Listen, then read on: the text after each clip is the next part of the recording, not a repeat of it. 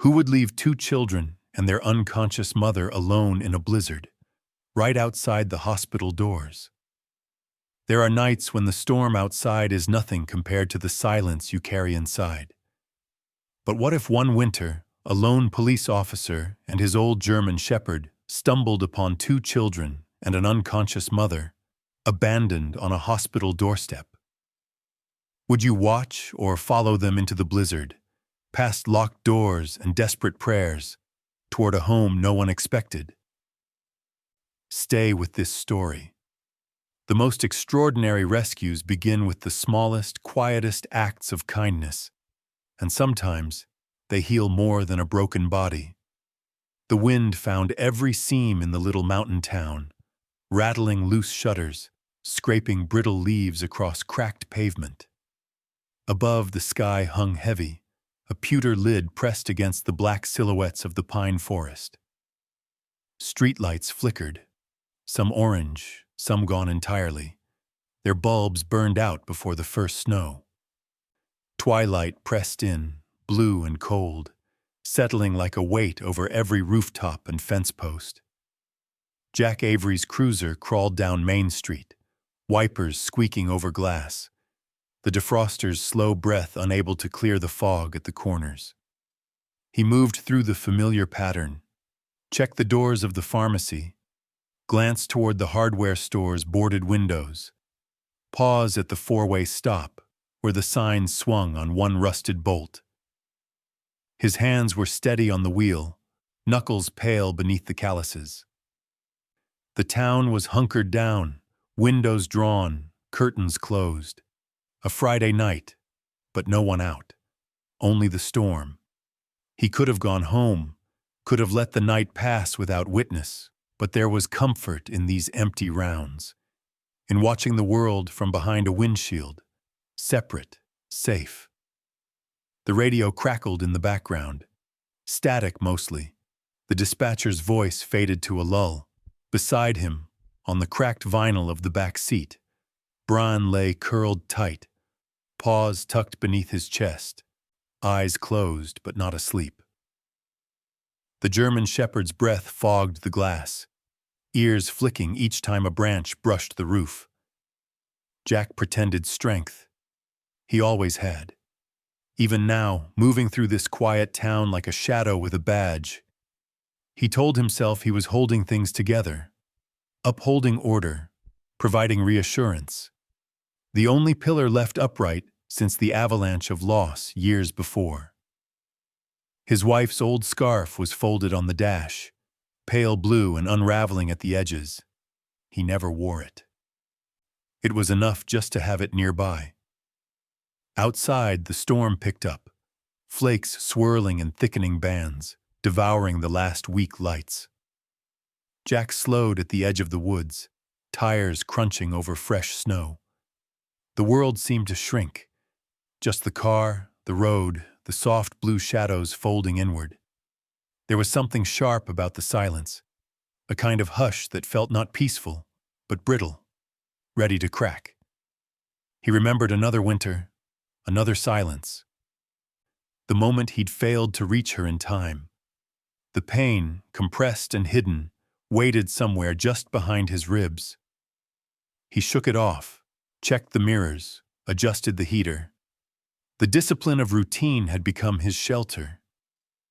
Never let the grief find its way to the surface.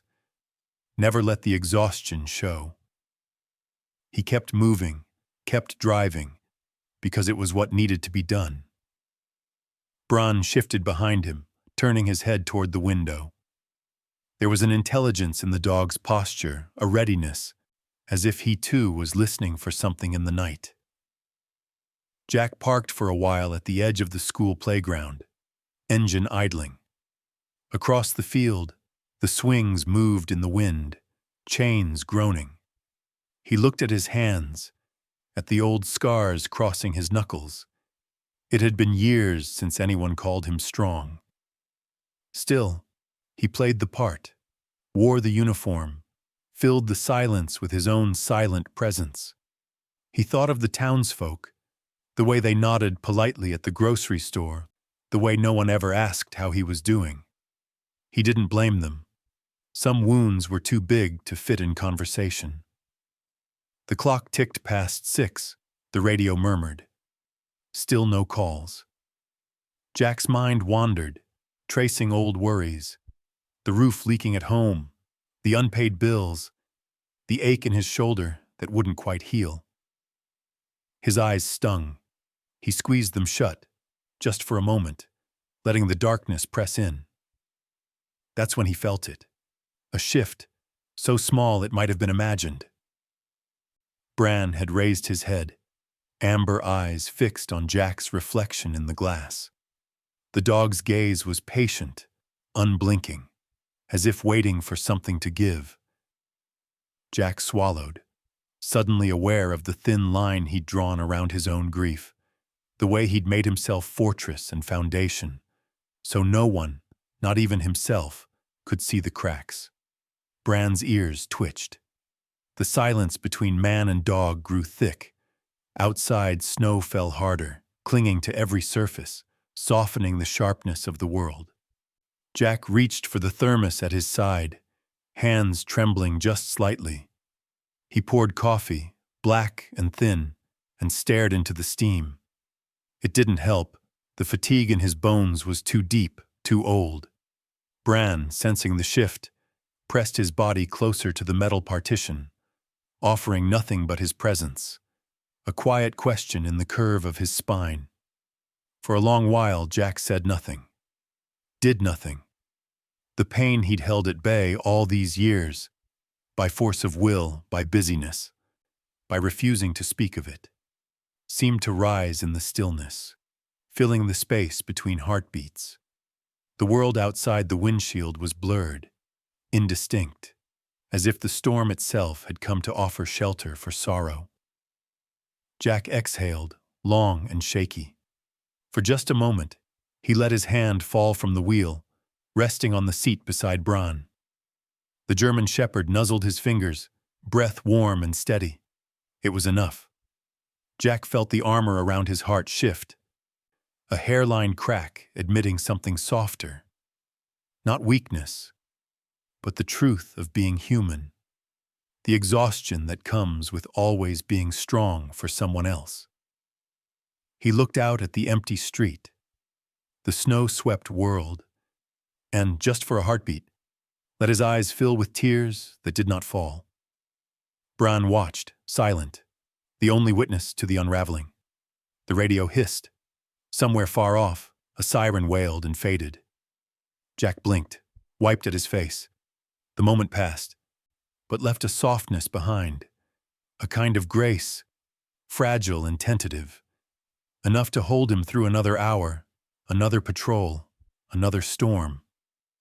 And through it all, Bran kept vigil, a steady shadow in the gathering dark, a quiet reminder that sometimes strength is knowing when to stop pretending.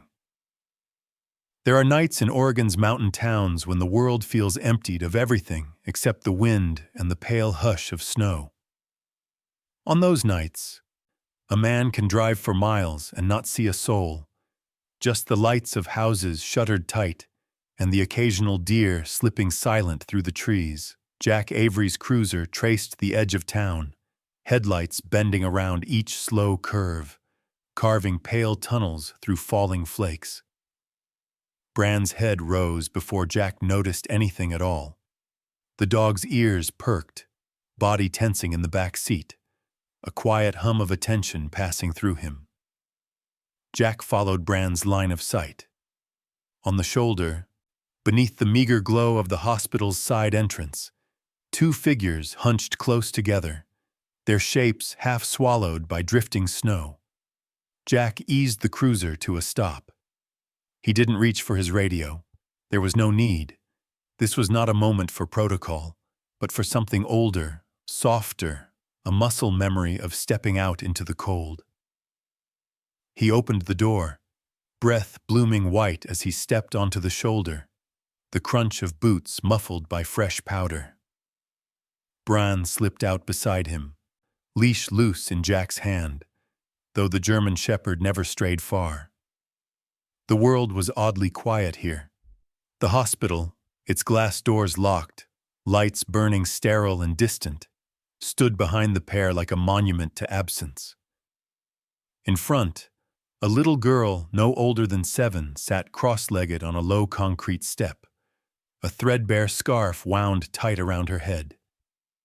In her lap, she cradled a boy, a baby maybe 3, who slept with his face buried in the hollow of her arm.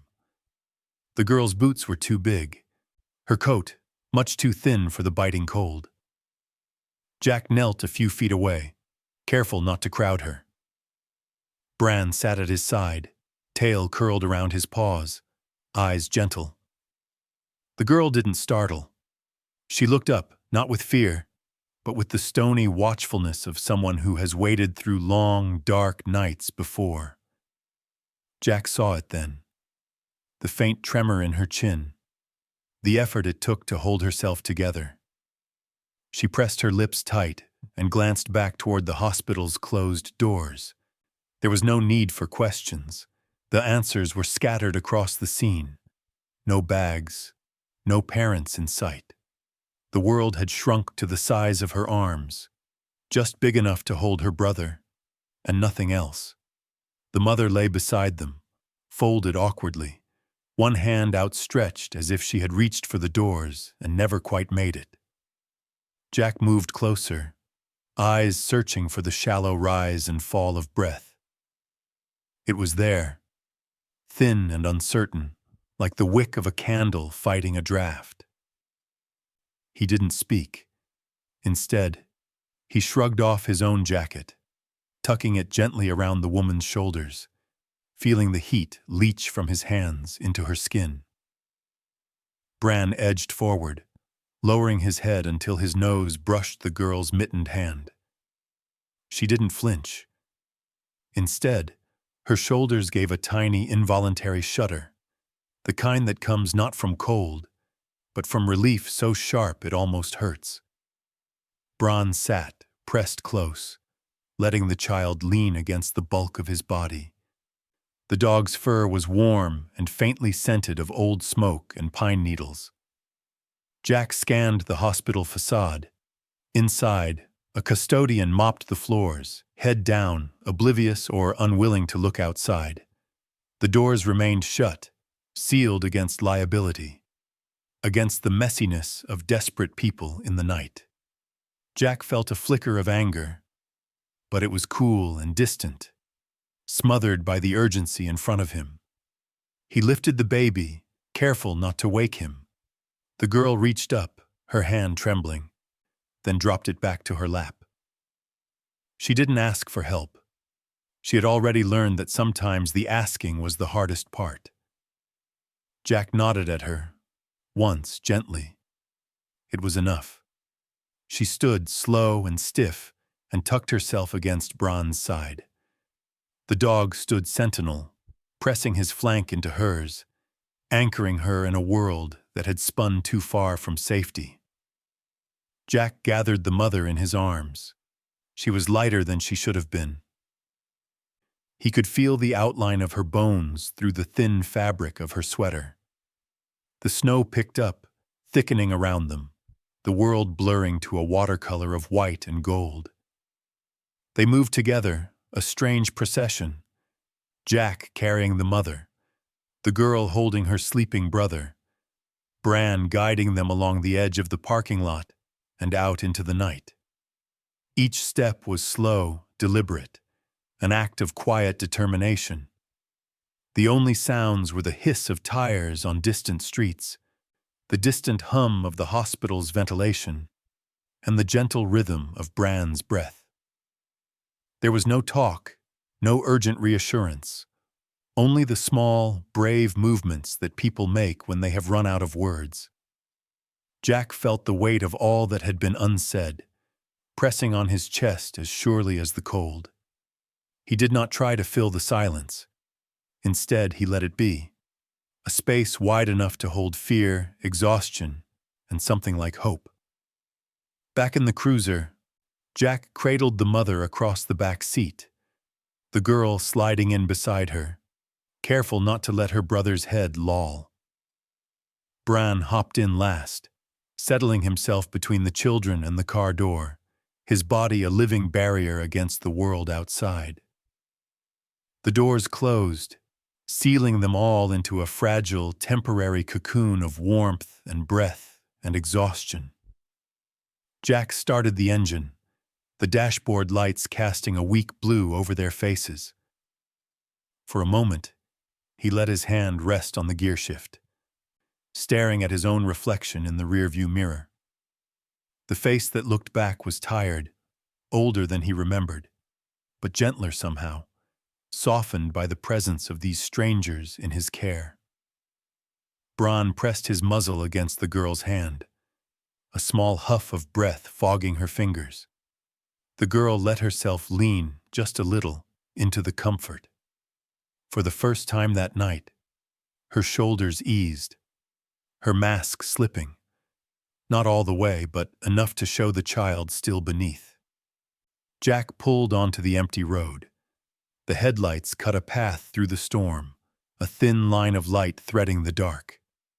In the hush that followed, he allowed himself to believe, for just a moment, that this night, which had begun in solitude, might hold the beginning of something warmer, something true.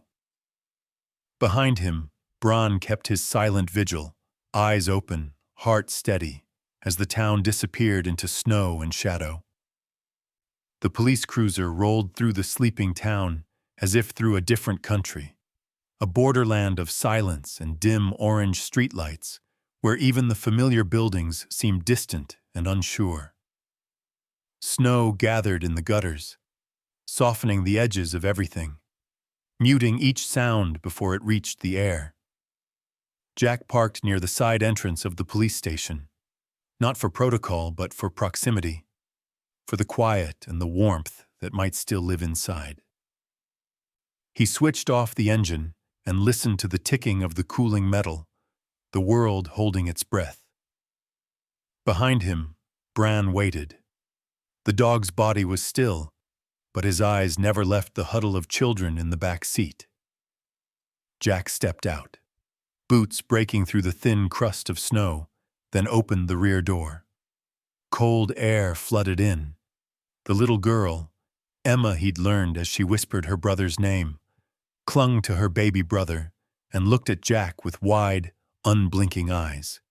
Her face was raw with cold, streaked with the tracks of old tears. She didn't shiver. Some children, Jack thought, were so busy holding their world together, they forgot their bodies could tremble. Beside her, their mother was motionless. Laura. Her breaths came shallow, each one a struggle. In the glow of the street lamp, her skin was the color of candle wax, lips cracked, brow beaded with cold sweat. Jack reached to check her pulse, careful and gentle.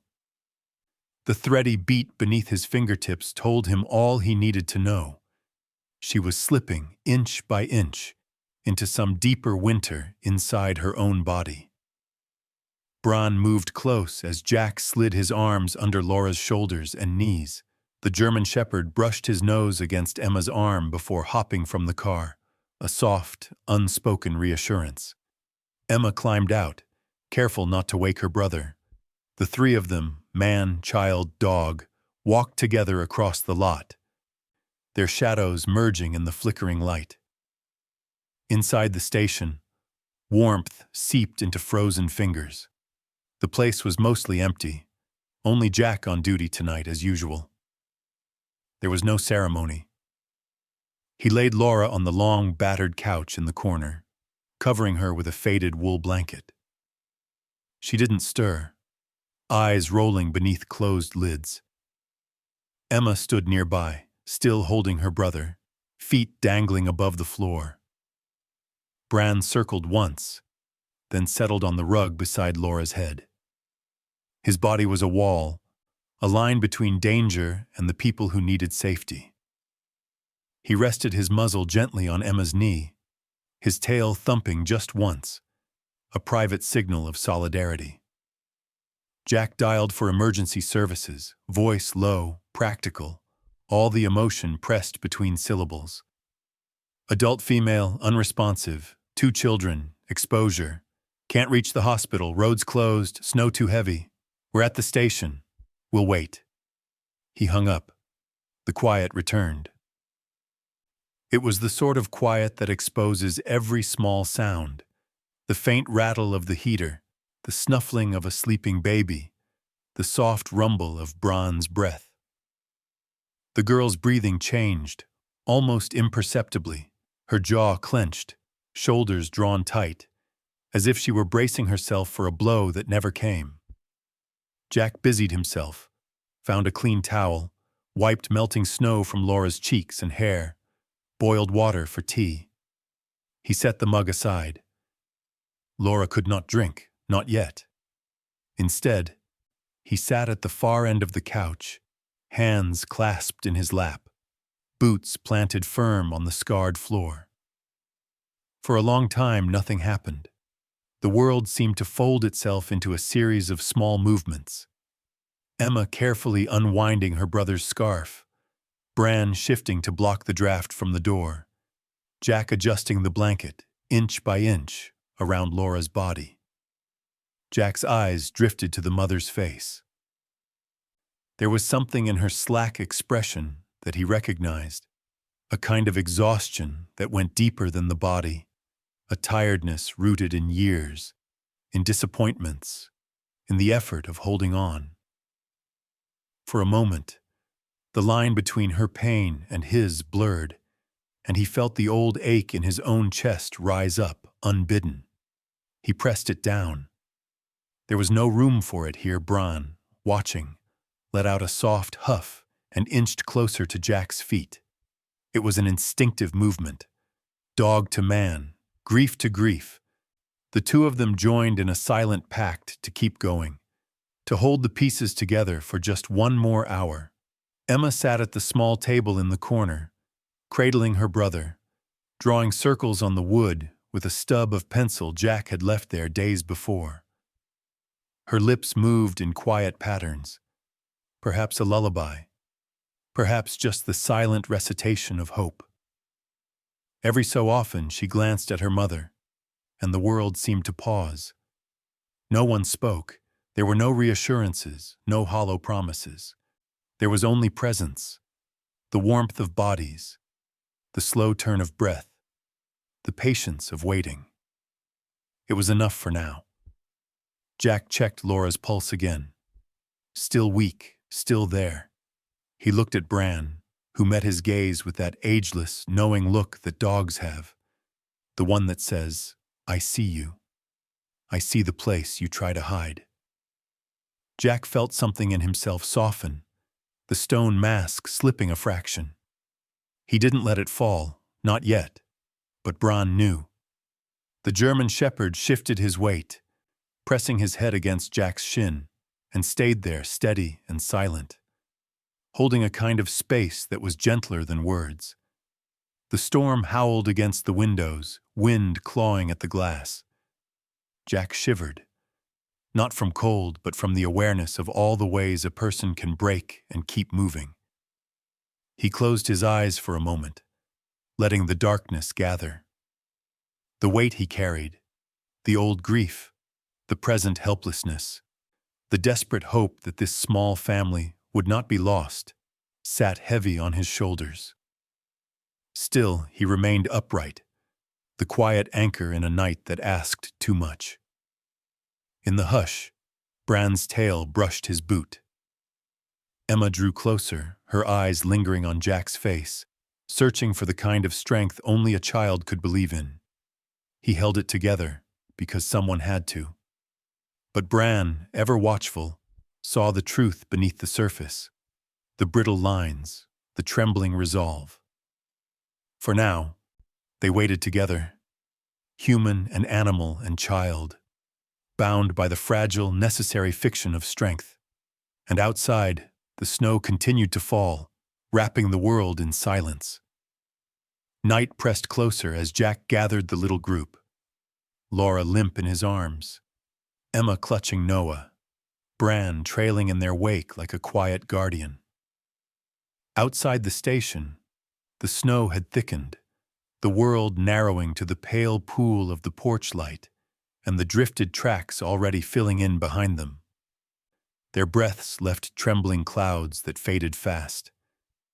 Jack's arms ached with Laura's weight, but he bore it without complaint, shoulders squared as if shouldering not just her body, but every unspoken fear, every unanswered plea. The effort steadied him. The rhythm of his steps, slow, deliberate, became a kind of anchor. He could feel her pulse, faint but present, against his wrist. He held on to it, as if it were his own. Emma followed, silent, her face pinched with concentration. In her arms, Noah stirred once but did not wake, cheek pressed against his sister's shoulder. The little girl's boots slid on the icy sidewalk, but she never loosened her grip. When she stumbled, Bran nudged against her leg, offering wordless balance. She leaned into him, just for a moment, and the smallest sigh slipped from her lips, a crack in the careful armor of the evening. They moved through the back streets, away from the main road, where plows hadn't passed and no other footsteps marked the snow. It was a longer route, but quieter, the silence broken only by the crunch of boots and the whisper of wind through skeletal maples. Each streetlight they passed cast their shadows in long blue streaks, bending and shifting as if to mark the passage of something more than bodies. A small procession, half real, half dream, a memory being written in real time. The town was asleep. Behind curtains, the glow of televisions and kitchen lamps leaked into the night, but no doors opened. At one house, a dog barked once and was silenced by a gentle hand. At another, the faint music of a radio trailed out between the boards. For Jack, these small signs of life made the night feel less empty, and yet the ache in his chest persisted. A loneliness sharpened by proximity, by the knowledge that most of the world remained safe and untouched, while others wandered between edges. His mind drifted to old winter nights, his wife's laughter echoing in their kitchen, the way she'd hum while boiling water, the warmth of her palm on his back as he came home late. That warmth had not vanished. It was simply misplaced, waiting somewhere in the quiet, in the promise of another morning. Jack did not dwell on it. He set his jaw, eyes fixed ahead, moving steadily through the hush. Bronn moved at Emma's side, keeping her between himself and the drift of the wind. The dog's gait was deliberate, slowed by old pain, yet unhurried. Each footfall pressed deep, as if he could anchor the child against the pull of cold and fear. Occasionally, Emma would glance down, her small hand resting for a heartbeat on Bran's neck, the contact enough to keep her upright. Halfway to Jack's house, a gust of wind swept through the alley, lifting ice crystals into the air. Emma paused, eyes squeezing shut against the sting, when Jack slowed, shifting Laura's weight and pausing in a circle of shadow cast by a street lamp. There was no hurry now. All the world outside seemed paused, holding them in place. Jack's breaths came ragged, visible in the cold. He set Laura down gently atop a snow-dusted bench, rubbing his own arms to force blood back into his fingers. Emma hovered nearby, swaying on her feet, refusing to sit. She would not let Noah go. Her stubbornness was a fierce, small thing, a refusal to yield to tiredness or cold.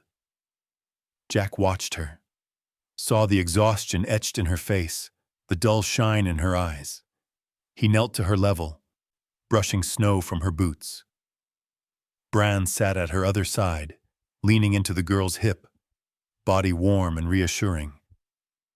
Emma pressed her face against the dog's fur, breathing in the faint scent of ash and pine. For a minute her shoulders trembled, not from cold, but from the weight of holding so much for so long. Bran licked her glove once, slow and careful, as if he knew she might shatter at any sudden movement. They rested in the shelter of the bench until Jack could feel his fingers again. Then, gathering himself, he hefted Laura into his arms and nodded to Emma. She followed, Bran at her side, Noah cradled close. The last blocks were the hardest. The wind found every seam in their clothes, and the world shrank to the sound of their steps, the hiss of their breaths, the endless white. When at last Jack's small house came into view, its porch lamp glowing weakly through the flurry, relief was not a cheer, but a long, silent breath. Jack pushed open the front door with his shoulder, stepping inside first, setting Laura gently on the sofa by the wood stove. He stripped off her shoes, her wet coat, wrapping her in a faded quilt that still smelled of cedar. He moved with the tender clumsiness of someone who has not touched another adult in a long time. Emma stood in the doorway, unsure, snow melting on her lashes. Bran stepped past her, shaking out his coat, then turned to wait, eyes never leaving the children. Jack beckoned her in. She crossed the threshold, boots thudding softly on the wood, the final effort of a long journey. She let Noah slide into Jack's arms, then knelt by Bran's side, burying her face in his ruff. For a moment, she allowed herself to be small. Jack fed the wood stove, the fire cracking to life. The warmth bled into the room, seeping into toes and fingers, loosening muscles held too tight for too long. He set water to boil, peeled off his wet layers, moving through the motions of care that felt almost holy after so much cold. For a long time, no one spoke. The only sounds were the ticking of the stove, the soft whimper of Noah stirring, the rhythm of Bran's breathing. Jack watched the firelight flicker over Laura's face, her color still pale, her eyelids fluttering. He pulled a chair close, sitting at her side, holding her wrist lightly as if to tether her to the world. Outside, the snow buried their tracks, erased the path that had brought them here. Inside, a new stillness settled, the peace that follows endurance, the first fragile taste of safety. In the hush, Bran stretched out by Emma and Noah, his eyes closing, content at last to rest. Jack leaned back, exhaustion and hope warring in his chest. He did not pretend to himself that the worst was over, but for this moment, the storm was kept at bay, and the little house was enough. The wind battered the little house as if searching for cracks, but inside, everything held. It was a modest space, just a single room lit by the shifting fire, walls lined with books Jack had collected over the years, and shelves stacked with mugs that no longer had matching pairs. The old clock over the kitchen sink ticked softly, marking a time that felt suspended. Jack tended to Laura first, arranging her gently on the couch, tucking the quilt around her with a kind of reverence reserved for the fragile or the sacred. Her cheeks glistened with fever, the skin at her temples drawn tight. Every few minutes, a tremor rippled through her limbs, her lips parting as if she wanted to speak but could not find her way through the fog. Emma sat nearby, knees drawn to her chest, arms wrapped tightly around them. Her brother, Noah, finally awake, clung to her side, one thumb in his mouth, eyes wide and unfocused. Neither child made a sound. They simply watched, the flickering orange of the fire, the movements of Jack's hands, Bran's gentle pacing. Every now and then Bran would pause by Emma, nuzzling her shoulder or licking Noah's cheek with a tenderness that expected nothing in return. Jack moved quietly through the routines of care. He boiled water in the battered kettle, filled a mug with hot tap water, and pressed it against Laura's palms, hoping the heat might coax some life back into her fingers. He dabbed her forehead with a wet cloth, checked her breathing, adjusted the pillows beneath her head. Each action was measured, deliberate. A language without words, learned over years of loss and waiting. Outside, the storm deepened. Snow thudded against the windows in heavy bursts, the world shrinking to the pale circle of lamplight around the house. Somewhere in the distance, a siren wailed and faded, a reminder that even on nights like this, someone else was fighting their own storm. Jack tried the phone again. The line crackled, dead. He stood for a moment, staring at the receiver, his brow furrowed as if he could will the wires to work. Then he set the phone back in its cradle with a sigh, refusing to let frustration show. The hours stretched thin. Emma moved to the coffee table, finding an old pencil and a pad of receipts. She scribbled, tiny shapes, circles, a rough outline of a dog with pointed ears. Sometimes she looked up, her gaze flicking to Laura, then away again. There was a carefulness to her movements, a discipline built from too many nights spent keeping her brother calm, from too much time watching her mother fade and return, fade and return. Noah, restless, fussed until Jack found a packet of crackers in the kitchen. The meal was small, but the boy took it hungrily, the crumbs sticking to his lips. Jack poured 2 cups of warm milk, one for each child, and set them on the floor by the fire. Emma took hers without thanks, clutching the mug as if it were a lifeline.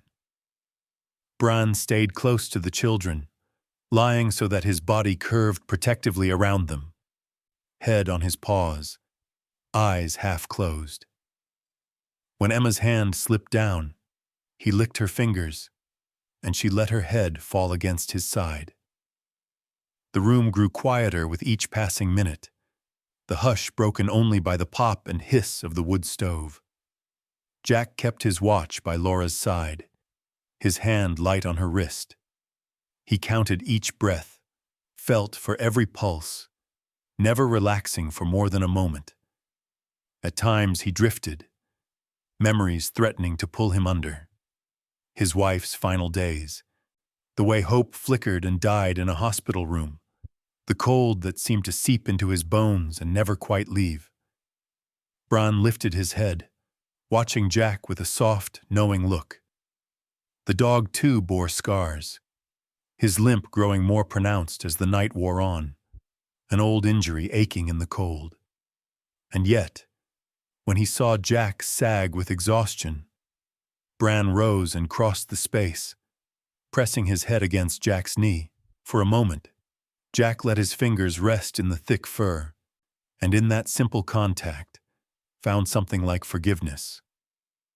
Emma's pencil scratched across the page, circles becoming moons, lines becoming trees.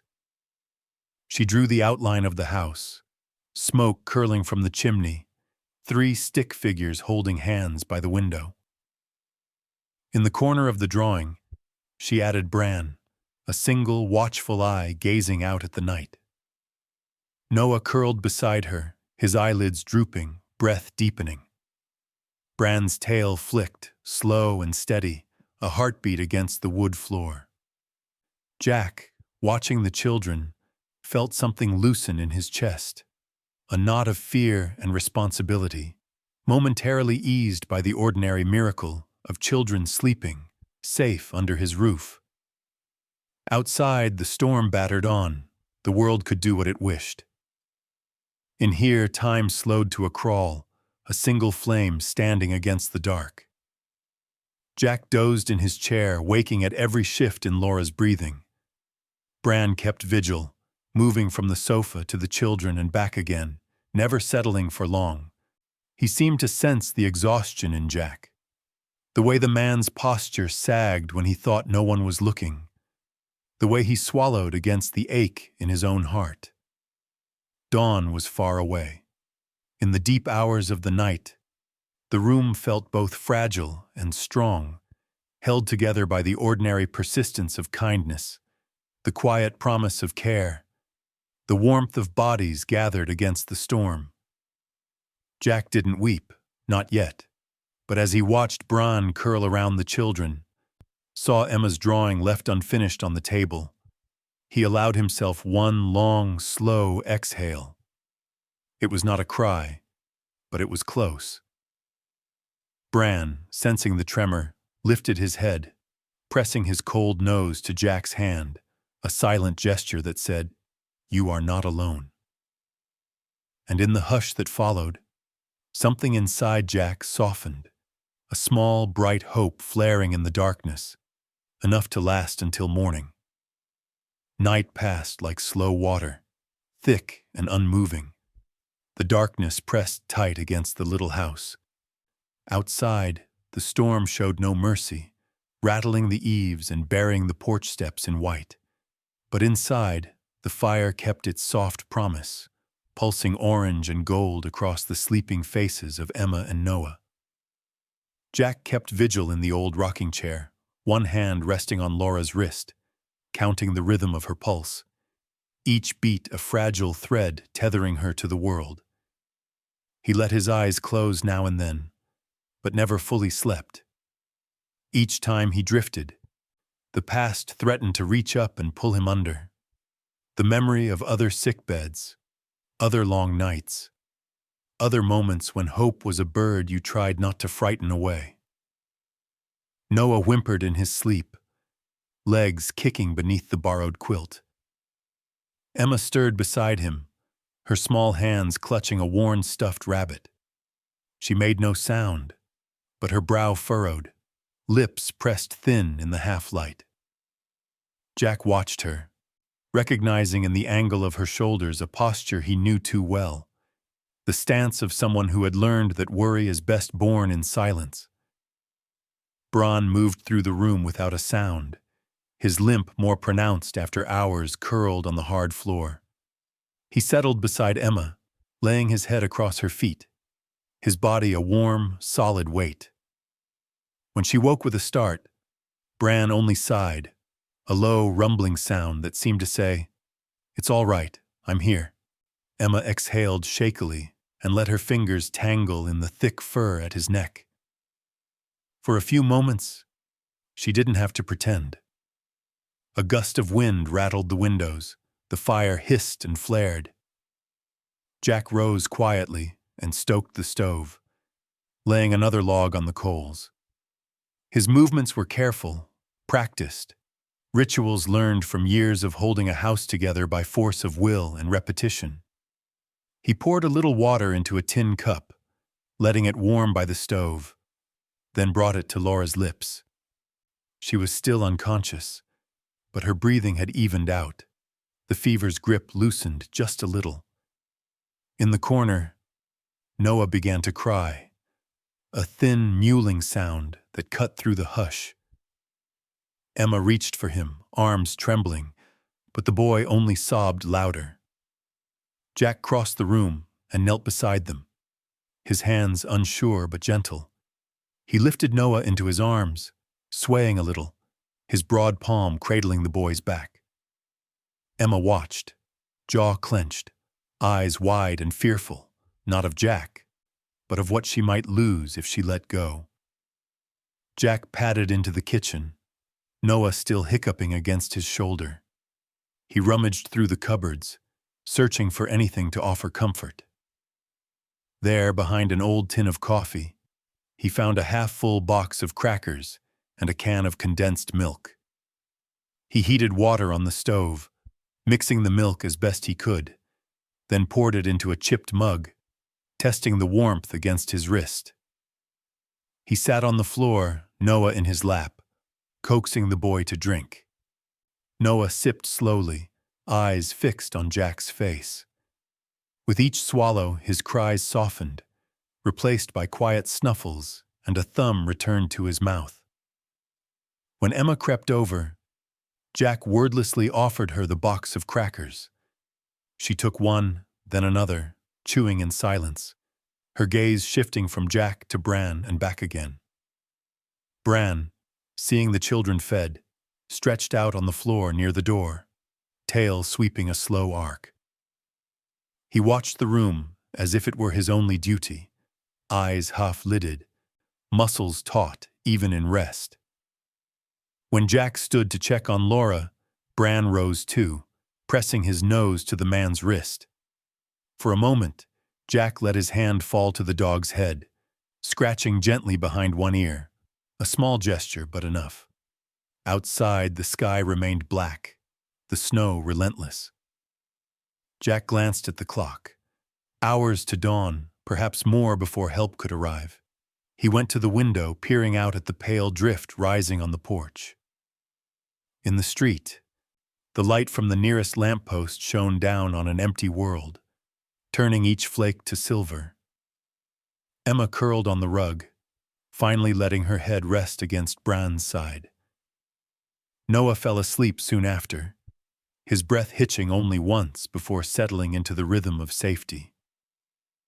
Jack watched them, heart tight with the weight of so much responsibility. 2 lives dropped into his hands, each one a question he wasn't sure how to answer. A sound caught his attention. Soft, measured footsteps crunching outside.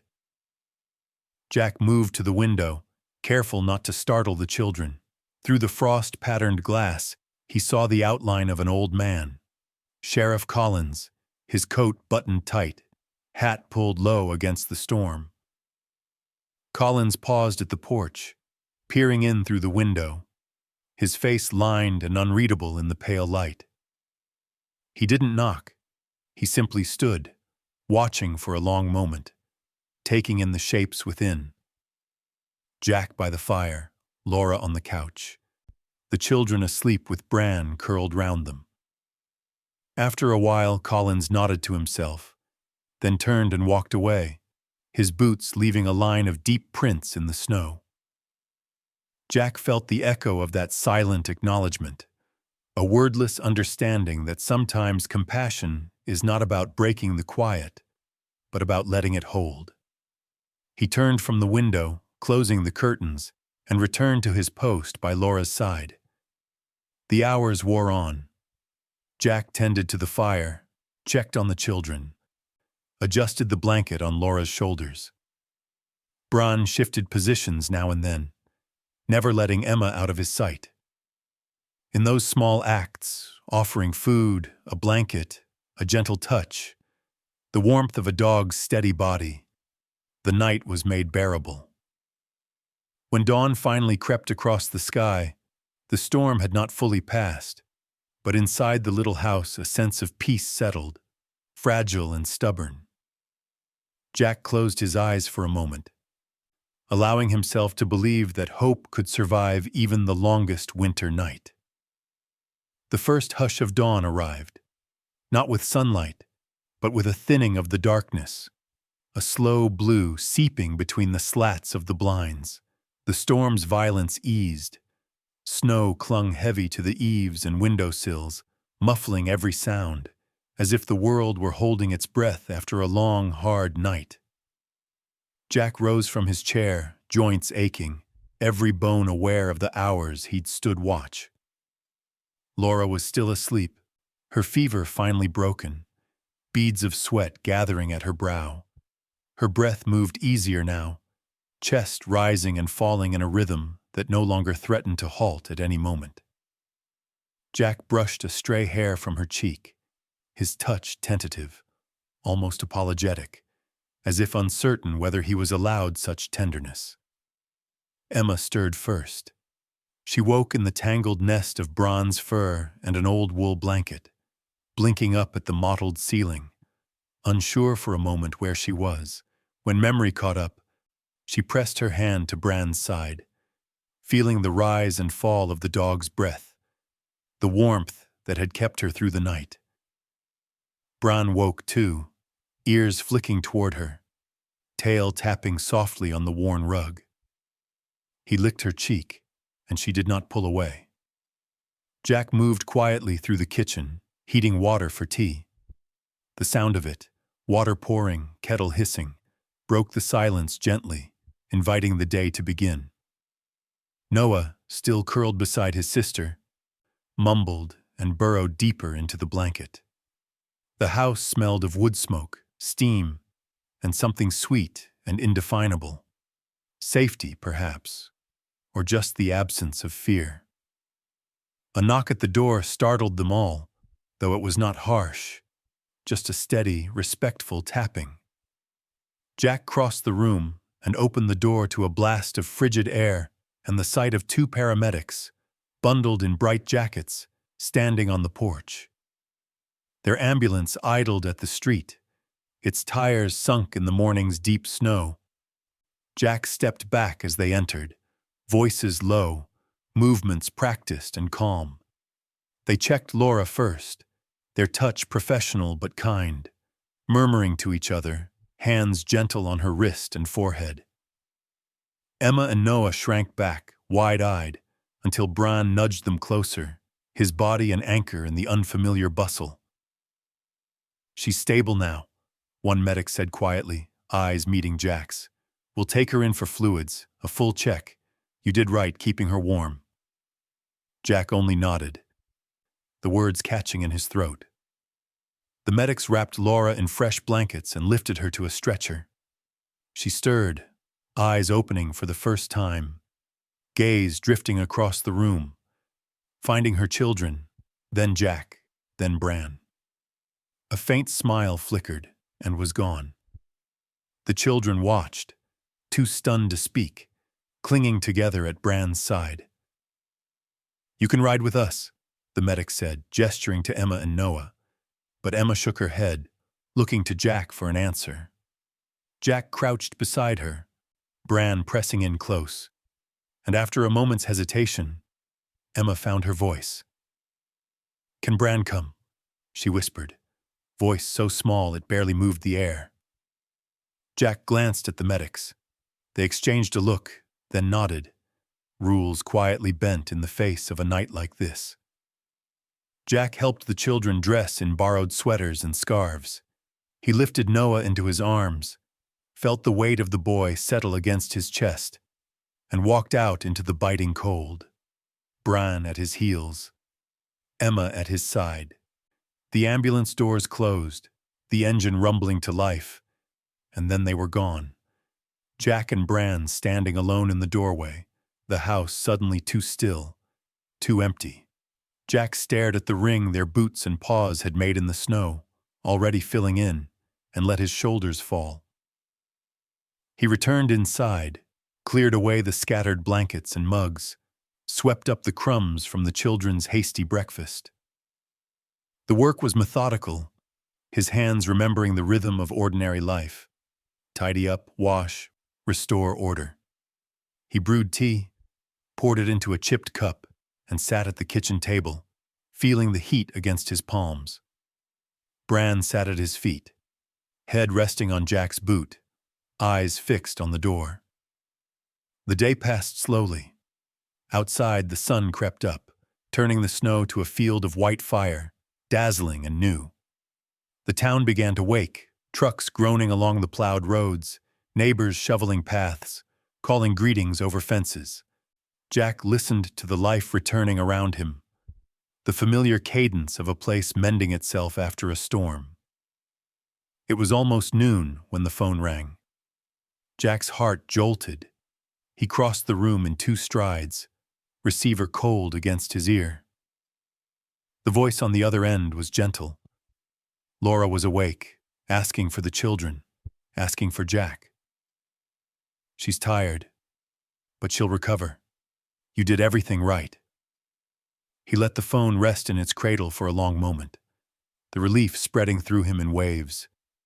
Thawing something inside he hadn't realized was frozen. Bran sat up, sensing the change, tail sweeping a wide arc. Later, Emma and Noah returned with a neighbor, wrapped in new coats, eyes bright with the kind of tiredness that comes after a great ordeal. Emma rushed to Bran, burying her face in his fur, letting herself laugh. Real laughter, sudden and bright, a sound that rang through the small house. Bran responded in kind, spinning in circles, chasing the tail he could never quite catch, making Noah shriek with delight. Jack stood back, arms folded, a smile breaking across his face before he could stop it. For the first time in a long while, the house felt not like a shelter against the world, but a place opening to it, a home where laughter might belong again. He brewed tea for Emma, warmed milk for Noah, and as the afternoon faded into quiet, he watched Bran curl up in the middle of the room, children at his side, firelight flickering across the dog's wise old face. The world outside was changed by snow, but inside, something else had shifted, a turning, subtle and slow, toward hope. Jack sipped his tea and let the moment be, as if by holding still he could anchor the peace that had settled, however briefly, in his home.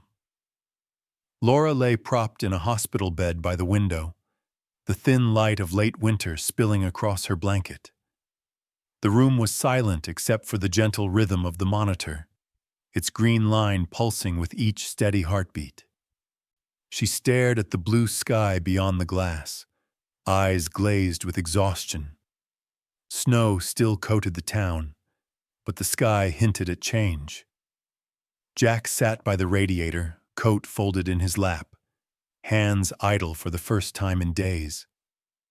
Bran lay on the floor between them, chin resting on his paws, tail swishing when the children's laughter drifted down the hallway.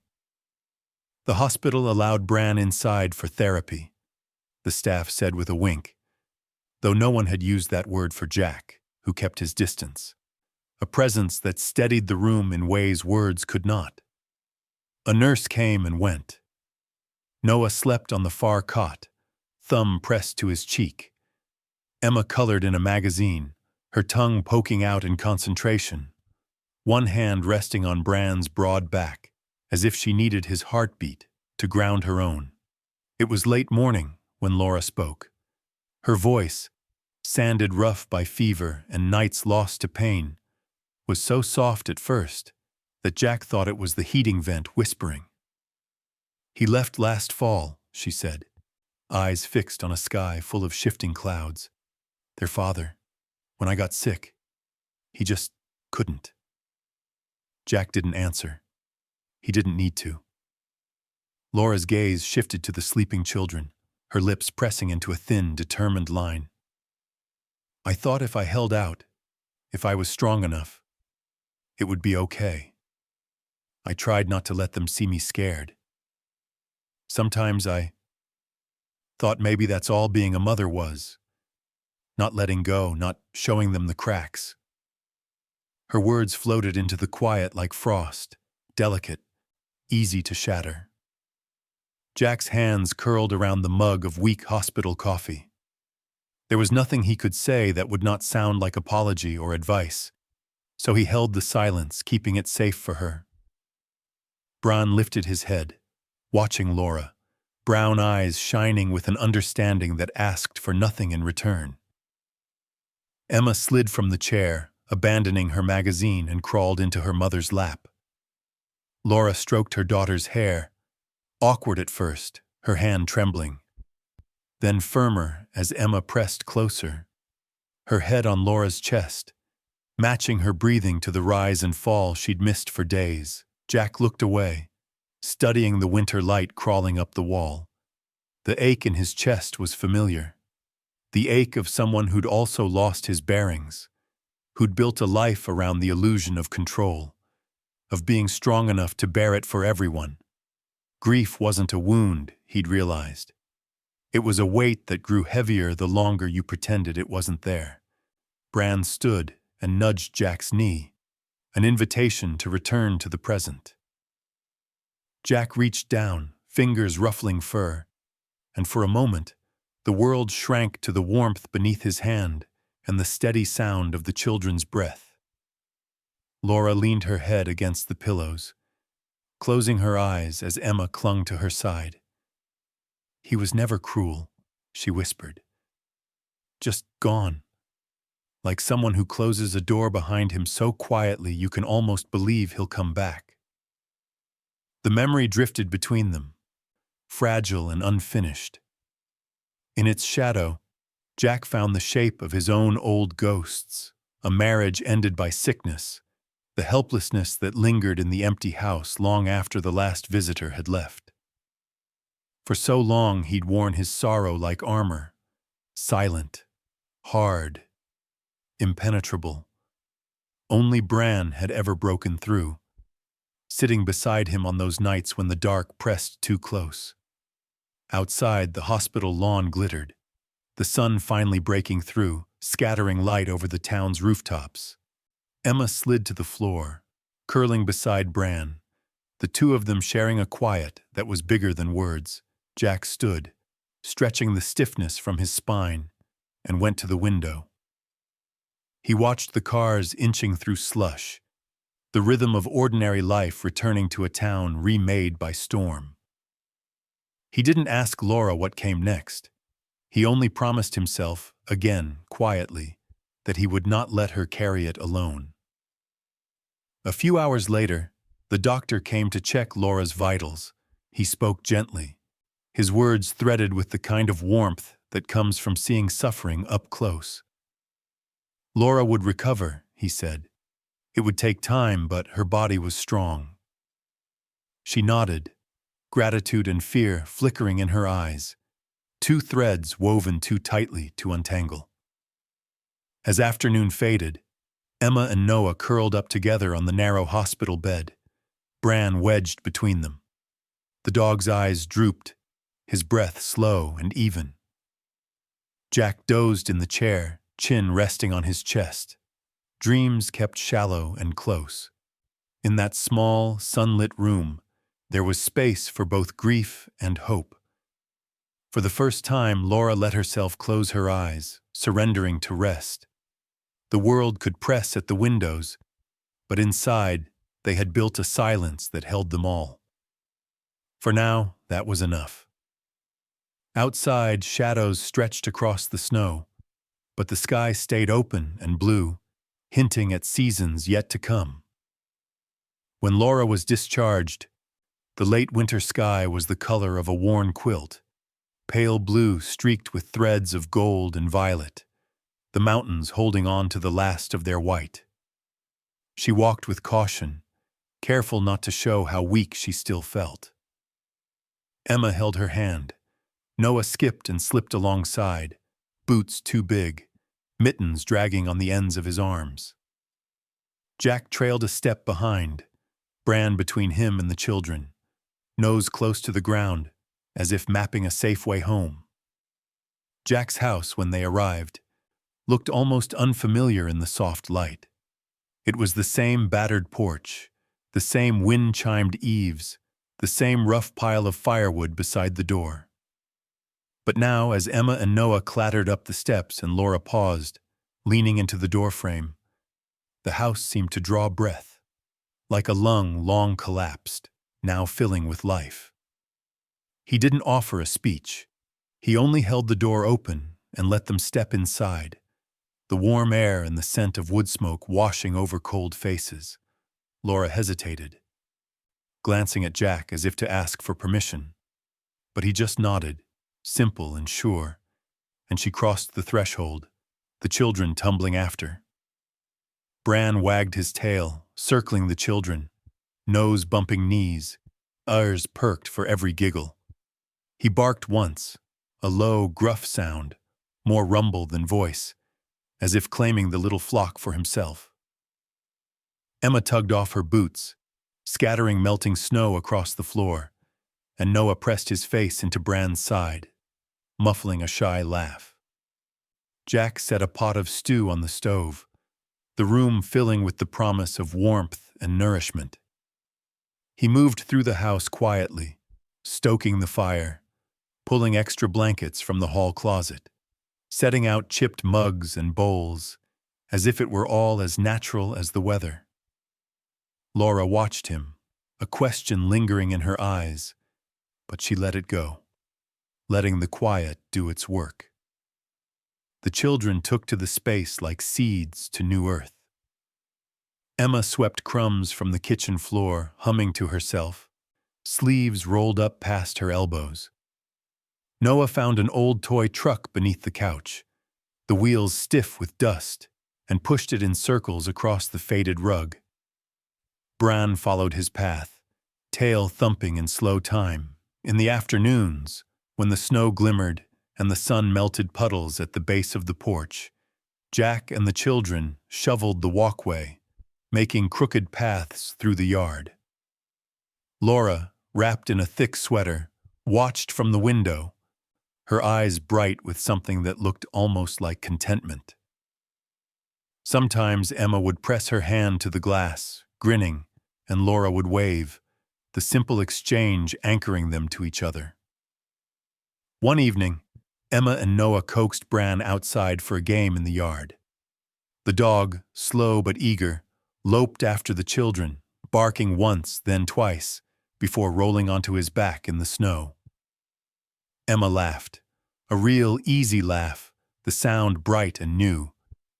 Noah pelted Bran with a handful of snow, and Bran responded by sneezing so fiercely that both children tumbled with delight.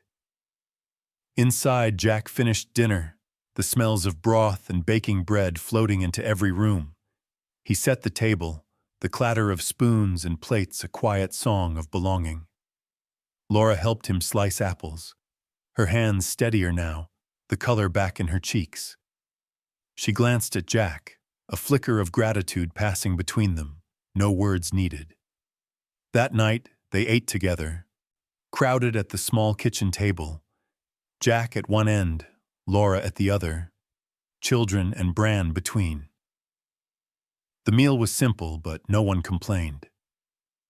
Emma talked about school, about the art project she'd missed, about the birds she'd seen from the window. Noah, mouth full, mumbled his own story, half nonsense, half song. Bran sprawled under the table, tail tapping the floor whenever someone dropped a crumb. Afterwards, Laura washed the dishes while Jack dried, their movements unhurried, the room still bright with laughter. Emma and Noah curled on the rug, Bran's body curved protectively around them, both children drifting toward sleep in the golden light. When darkness pressed against the windows, Jack locked the doors and checked the fire one last time. He found Laura sitting on the old couch, a mug of tea cradled in her hands, eyes closed, head tipped back in a rare posture of rest.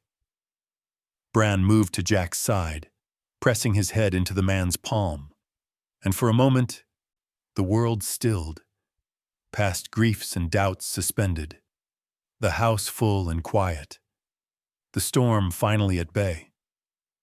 Jack watched Laura, Emma, Noah, and Bran, his heart swelling with something too big for words.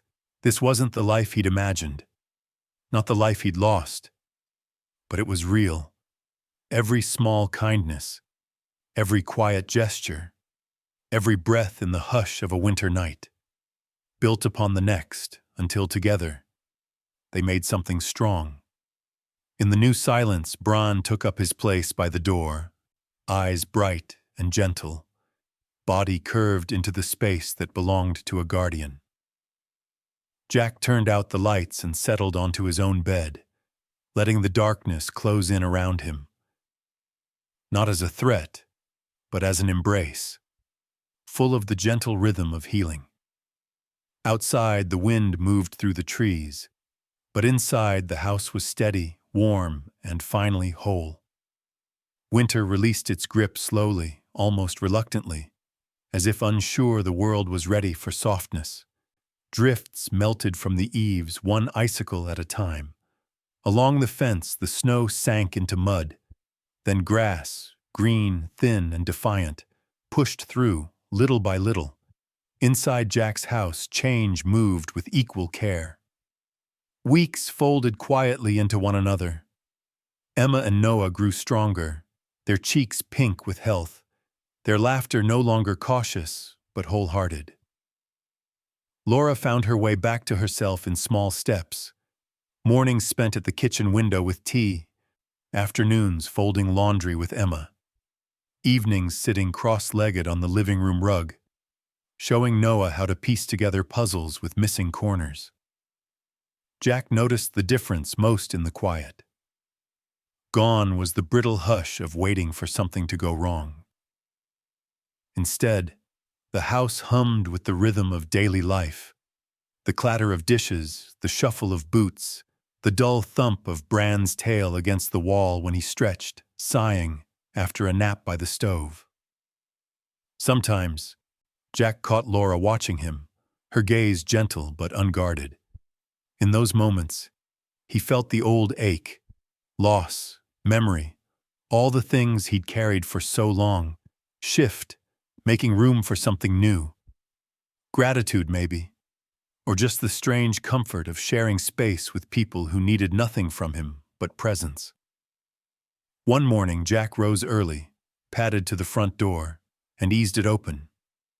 The air was cold, but the sun was bright, painting the porch gold. Bran came to sit beside him, the old dog's breath frosting in the light, ears perked to the first bird calls of spring. Together they watched the world wake, a fox crossing the far end of the yard, a jay scolding from the power line, the slow drift of clouds that promised rain by afternoon. Inside, Emma and Noah tumbled downstairs in pajamas, skidding across the wood floor, chasing the smell of oatmeal and cinnamon. Laura followed, hair still mussed from sleep, feet bare, face relaxed. The kitchen filled with their voices, sleepy, hungry, teasing. Jack watched from the doorway, heart full but silent, taking in the easy way they filled the space. Breakfast was a gentle affair, each person finding their seat, passing bowls and spoons, reaching for jam and honey. Noah insisted on sitting next to Bran, feeding him bits of toast when he thought no one was looking.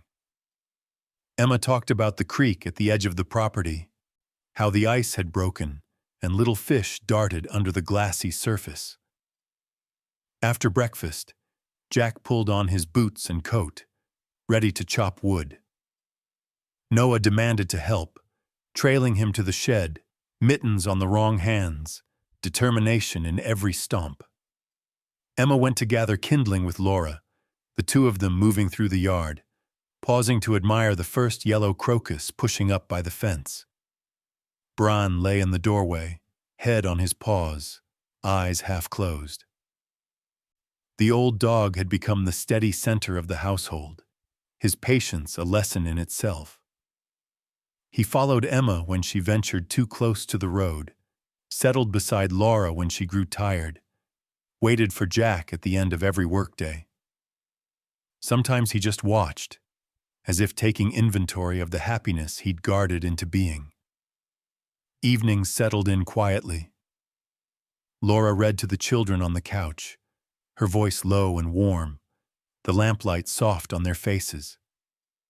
Jack sat nearby, Bran curled at his feet, listening to the story and to the hush that followed. The fire snapped and sighed in the stove. Outside, the world faded to blue and then to black. On one such evening, as the last snow melted from the porch, Jack left the front door ajar. The spring air moved through the house, cool, promising. Bran wandered out and lay across the threshold, head on his paws, watching the night gather. Laura joined Jack at the doorway, her hand slipping quietly into his.